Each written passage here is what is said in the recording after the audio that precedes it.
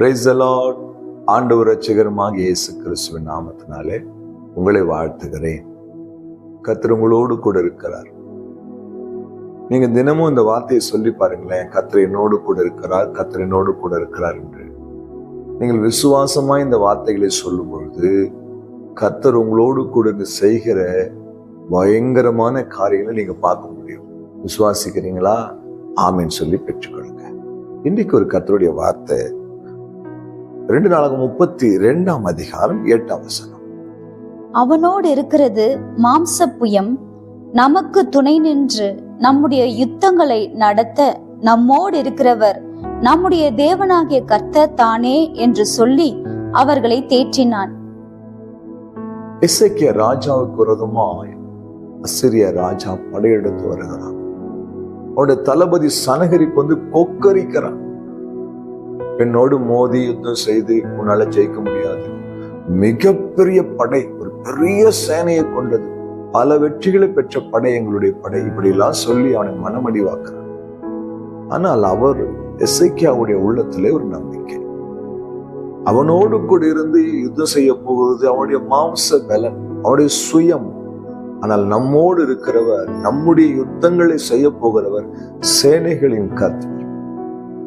இந்த வார்த்தை கேட்க அன்பு சகோதரனே, உங்களுக்கு எதிராக மனிதர்கள் எழும்பி வருகிறார்களா? உங்களை விட பணத்தில் அதிகமானவர்கள், உங்களை விட பலத்தில் அதிகமானவர்கள், உங்களை விட படிப்பில் அதிகமானவர்கள், அதிகாரத்தில் அதிகமானவர்கள் உங்களுக்கு எதிராக எழும்பி வந்து சனகரிப்பை போல கொக்கரிக்கிறாங்களா?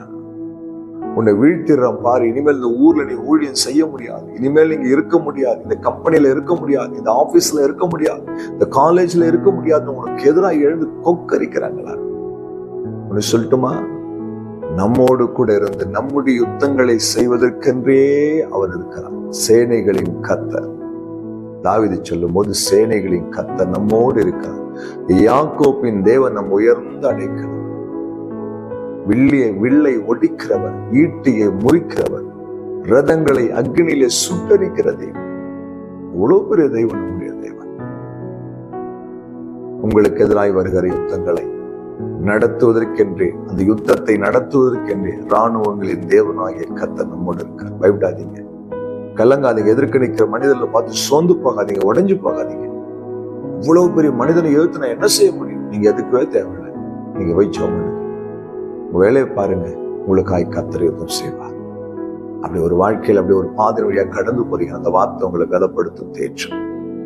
எசேக்கியா சொன்னது போலவே கர்த்தர் யுத்தம் செய்தார், செதறடித்தார் சேனைகளை. உங்களுக்கு எனக்கு அப்படிப்பட்ட அற்புதத்தை செய்வார். கண்ணை மூடி ஜெபிக்கலாமா? அன்பும் இரக்கமுள்ள ஆண்டவர், என்னுடைய வார்த்தை காய்ஸ்தோம். வார்த்தை கேட்கிற ஒவ்வொரு வாழ்க்கையிலும் அவர்களுக்கு எதிராக எழும்பி நிற்கிற மாம்ச பலன்களை கர்த்தர் சிதறடித்து யுத்தத்தை நடத்தி ஜெயத்தை தருவீராக. செய்தீர் நன்றி. இயேசு கிறிஸ்துவின் நாமத்தில் பிதாவே, ஆமென். ஹல்லேலூயா. God bless you.